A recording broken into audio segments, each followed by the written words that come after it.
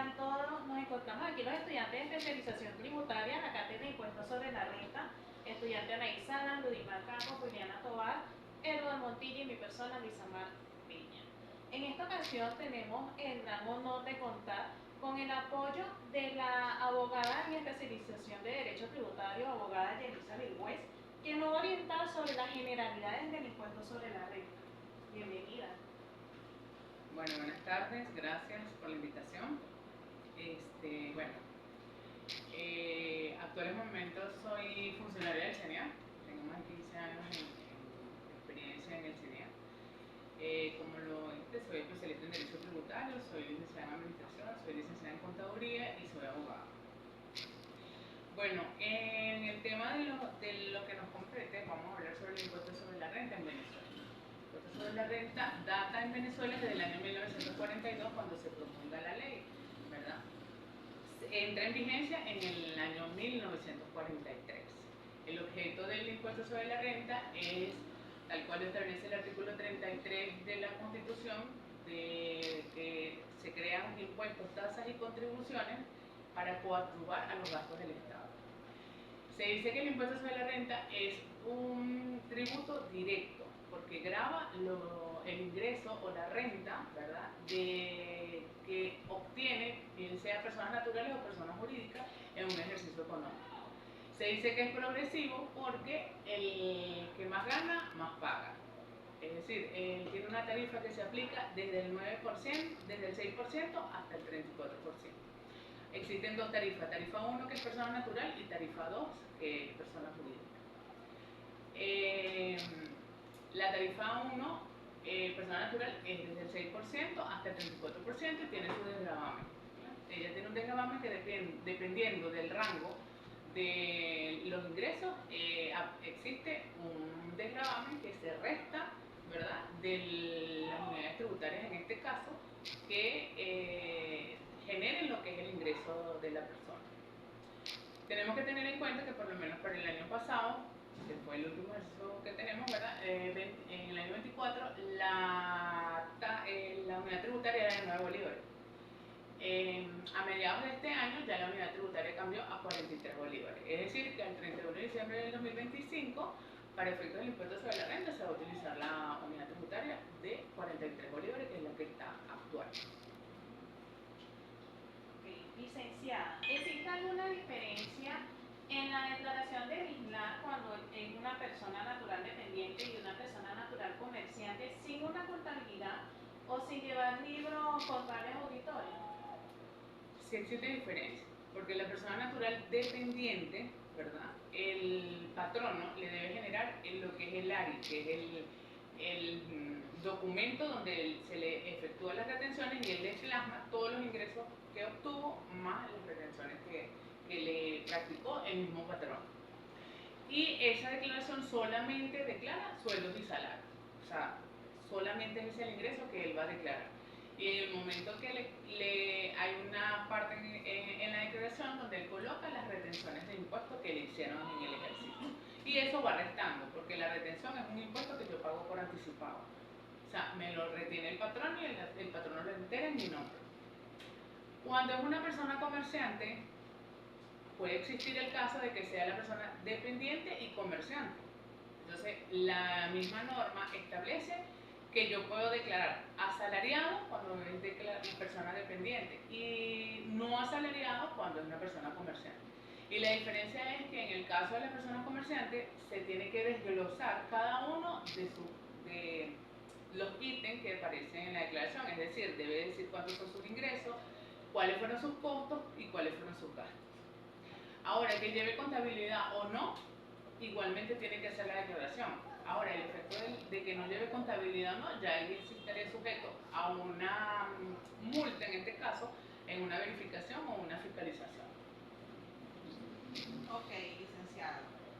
Otra pregunta sería, ¿cuál es la naturaleza de los costos y gastos totalmente deducibles en la declaración del impuesto sobre la renta de la persona jurídica? Bueno, para yo deducir tanto los costos como los gastos en la declaración, es lo que nosotros llamamos lo que es que sean normales y recurrentes en la actividad que ejerce la persona, bien sea jurídica o natural. Porque hablamos de persona natural comerciante que pueden tener una firma o pueden tener el libre ejercicio. ¿Sí? Y cuando hablamos de personas jurídicas hablamos de las empresas como tal. Entonces, el artículo 27 de la Ley de Impuestos sobre la Renta me establece a mí cuáles son las deducciones que yo puedo hacer. ¿Okay? Pero aparte de eso, esas deducciones deben llevar, o sea, por lo menos todos los gastos y costos que yo registre, o sea, como persona jurídica, deben estar soportados con que la factura cumpla con lo estipulado en la Providencia 071, que es la que está vigente en materia de facturación.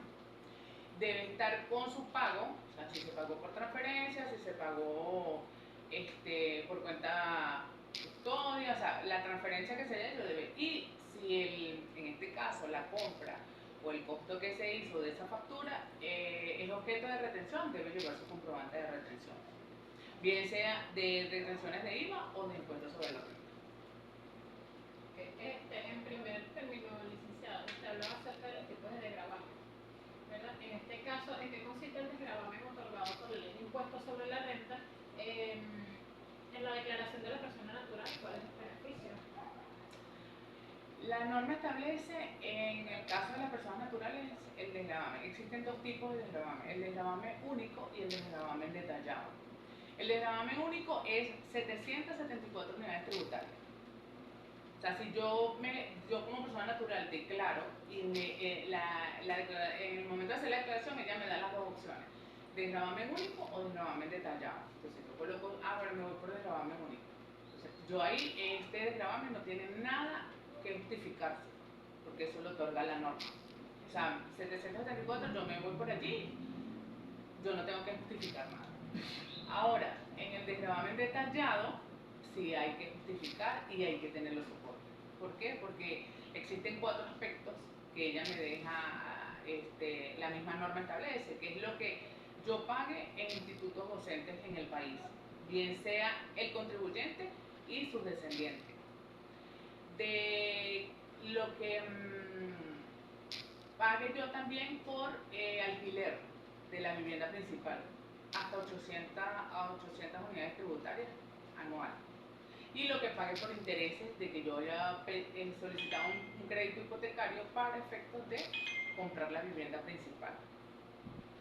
También permite el desgravamen lo que es pagado por seguros de HCM, siempre y cuando esos seguros no sean reembolsables. O sea, si a mí yo contrato una póliza y la póliza me reembolsa lo que yo gaste, no lo puedo deducir como desgravamen. Ahora, si no está, no hay reembolso, sí lo puedo deducir. Y lo que pague por odontología, servicios médicos, siempre y cuando cumpla con la factura. ¿Cuál es el beneficio? De que yo puedo descontar todas esas erogaciones que tengo como persona natural. Y en el caso de la 774, la ley no permite que yo como persona natural diga, bueno, compré zapatos, compré ropa, no me lo puedo descontar. Entonces ahí va incluido lo que, bueno, si no te lo descuentas por aquí, porque de repente no tienes carga, bueno, tienes este beneficio de los 754 unidades tributarias, como el de trabajo. Doctora, desde otro punto de vista, hablando de rentas, ¿cuáles son las rentas exentas establecidas por la Ley del Impuesto sobre la Renta y las restricciones que aplican? Bueno, en este caso tenemos exenciones y exoneraciones. La exención está establecida en la norma y las exoneraciones las da el Poder Ejecutivo a través de decreto, ley. Hasta el año 2023, ¿verdad? El Ejecutivo tenía un decreto de la exoneración de lo que es la renta del sector primario. ¿Okay? Todo lo que tenga que ver la explotación del sector primario tenía la exoneración del pago del impuesto sobre la renta. ¿Cuál es la condición? O sea, yo te exonero del pago de impuesto sobre la renta, pero tú ese impuesto que en teoría deberías pagar, lo vas a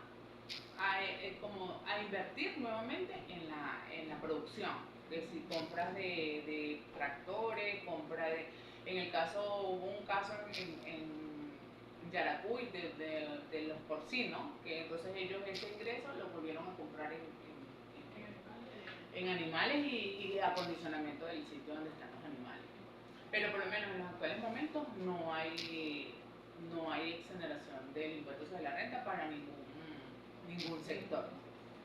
Doctora, ¿cómo se determina la renta neta mundial cuando existen fuentes de ingreso extraterritorial y territorial?